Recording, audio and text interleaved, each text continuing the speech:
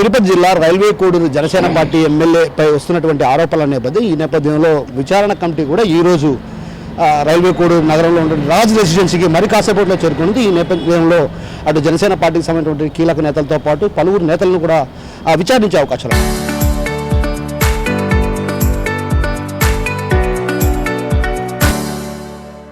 ఆయన పైనటువంటి ఆరోపణల నేపథ్యంలో వీణాకు కూడా సమాచారం అందినట్టు తెలుస్తుంది. ఈ నేపథ్యంలో మనతో పాటు జనసేన రాష్ట్ర అధికార ప్రతినిధి పతంశెట్టి నాగేంద్ర గారు ఉన్నారు. ఆయన తెలుసుకున్నాను. చెప్పండి, ఇప్పుడు విచారణ కమిటీకి గతంలో కూడా కొద్దికాలంలో కూడా అజ్ఞాతంలోకి వెళ్ళారు, అదేదో రకరకాల ఊహాగానాలు వినిపించాయి.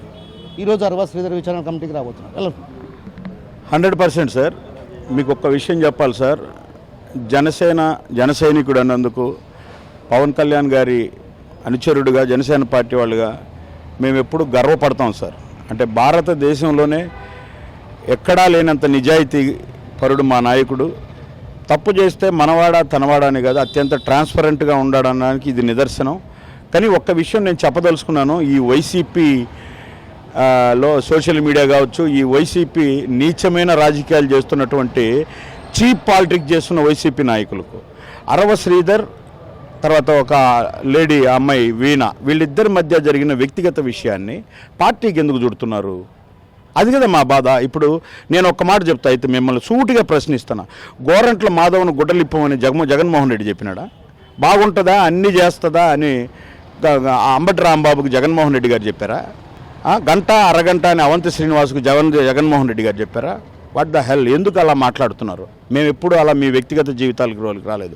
మా వ్యక్తిగత జీవితాలకు వస్తే మీ వ్యక్తిగత జీవితాలను రాంబాణం పాడిస్తాం. ఇది మాత్రం తప్పు. ఎందుకంటే మా జన సైనికులు జనసేన నాయకుల్ని మించిన సిబిఐ లేదు, డిటెక్టివ్లు లేరు. మొత్తం చరిత్ర విప్పి పుటలుగా హరికథలు చెప్పినట్టు చెప్తాం. నేను ఏమంటున్నానంటే, ఒక సమకాలీన రాజకీయాల్లో ఉన్నప్పుడు ఒక మానవత్వంతో ఒక విషయం జరిగినప్పుడు దాన్ని ఏ కోణంలో చూడాలి. ఇది జరిగింది, ఇది పూర్తిగా అరవ శ్రీధర్ వీణ వ్యక్తిగత విషయం. ఆ వ్యక్తిగత విషయం మీద మా నాయకుడు ఆయన ఒక 7 రోజులు దూరంగా ఉండమన్నాడు. విచారణ కమిటీ అయిపోయిన తర్వాత రమ్మన్నాడు. ఈరోజు విచారణ కమిటీ వస్తుంది. మేము అత్యంత గౌరవంగా వీఆర్ ఆల్సో వెల్కమింగ్.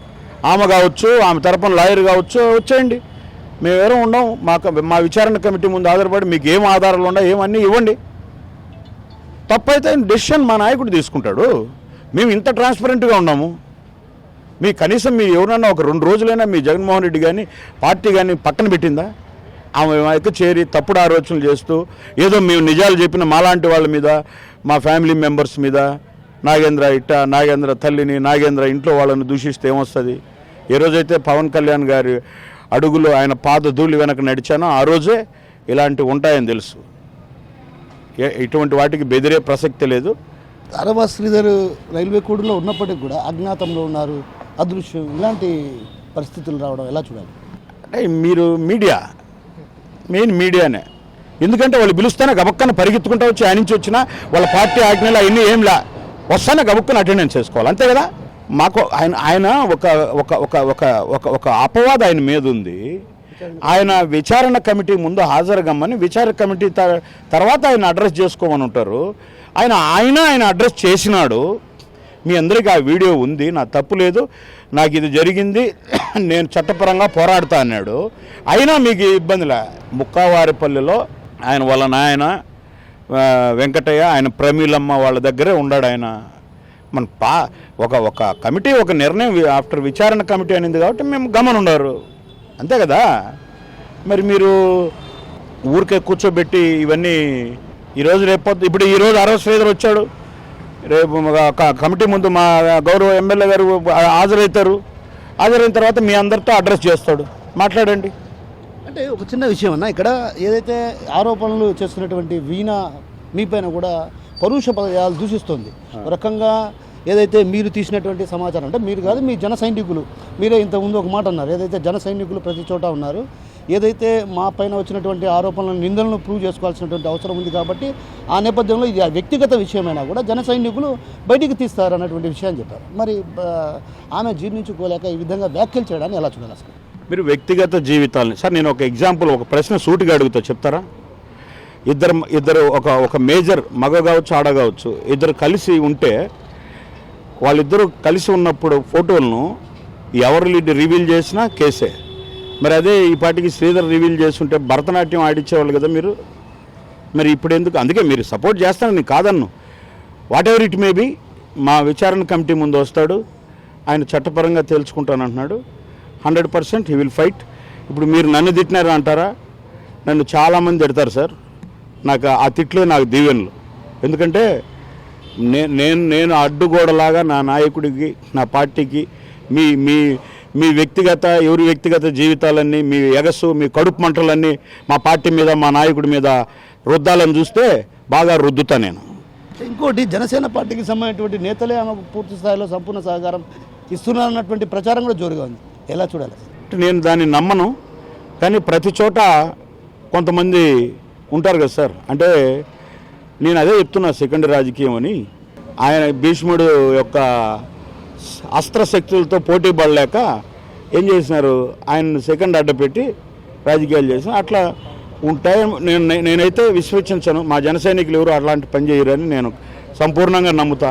లేకుంటే ఒకవేళ చేసుంటే ఇంక మనం వాళ్ళ పాపం వాళ్ళది. మనం మొత్తానికి ఇది వైసీపీ కుట్ర, స్వపక్ష నేతల కుట్ర కూడా ఉంది. అంటే దీంట్లో మీకు గుర్తున్నది లేదా, రిపబ్లిక్ డే జరిగింది. రిపబ్లిక్ డేకి గౌరవ మాజీ ముఖ్యమంత్రి వచ్చి జెండా వేయాలి, రాలా, ఏడబడుకున్నాడో తెలీదు. కానీ వీణ అంటేనే పరిగెత్తుకుంటా వచ్చి అమ్మాయికి అన్యాయం జరిగిందని వచ్చినాడు. ఇంక మేమేమిటో ఆలోచించాలా? సామాన్య వైసీపీ కార్యకర్త నుంచి ముఖ్యమంత్రి వరకు మా పార్టీకి ఈ యొక్క పేడ రుద్దాలని తిరుగుతున్నారు. బట్ అది అయ్యే పని కాదు.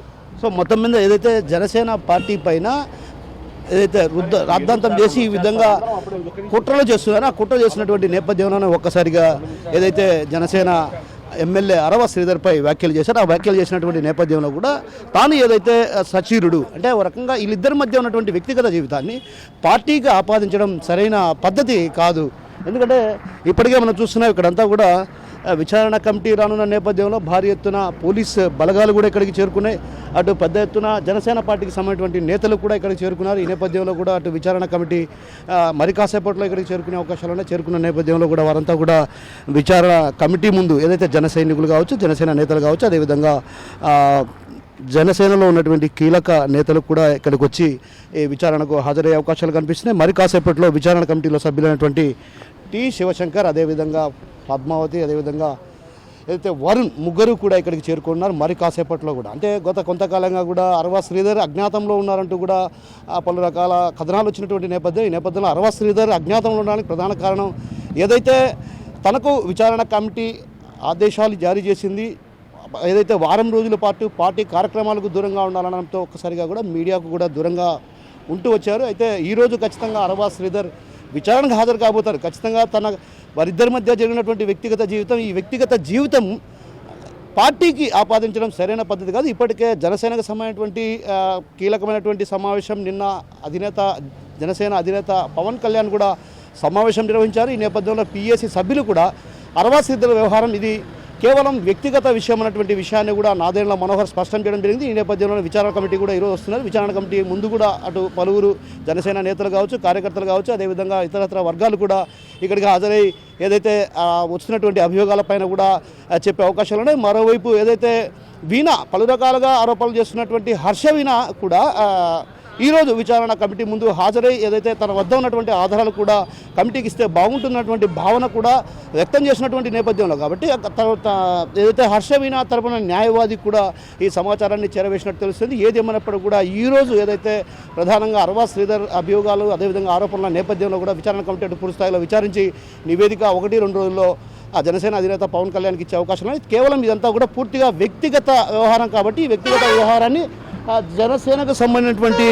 నేతలకు, జనసేనకు పార్టీకి ఆపాదించడం ఒక రకంగా సరైన పద్ధతి కాదు. ఎందుకంటే జనసేన అనేది ఒక క్లీన్ చిట్. కొందరు కుట్ర చేశారు, ఏదైతే జనసేనకు సంబంధించి వైసీపీ నేతలు ప్రధానంగా కుట్ర చేశారు. ఆ కుట్రలో భాగంగానే ఈ విధంగా ఏదైతే అరవ శ్రీధర్ను టార్గెట్ చేసుకున్నారో, అయితే అరవ శ్రీధర్కి సంబంధించినటువంటి ఇది వ్యక్తిగత వ్యవహారం. ఈ వ్యక్తిగత వ్యవహారంలో ఎలాంటి ఇది ఉండదు. ఎందుకంటే ఆయన్ను పూర్తి స్థాయిలో విచారిస్తాం. విచారణ హాజరయ్యే నేపథ్యంలో కూడా ఎవరైనా సరే విచారణకు హాజరై తమ సందేహాలను, అదేవిధంగా తమకున్నటువంటి అనుమానాలను వారికి వ్యక్తపరిస్తే ఖచ్చితంగా విచారణ కమిటీ ముందు అవన్నీ విచారించి ఆ తర్వాత తగు చర్యలు తీసుకునే అవకాశాలు ఉంది. ఏది ఏమైనప్పుడు కూడా అర్వాస్ లేదర్ వ్యవహారం మాత్రం ఇది కేవలం వ్యక్తిగత వ్యవహారం. దీనిపైన పార్టీకి ఆపాదించడం సరైన పద్ధతి కాదు.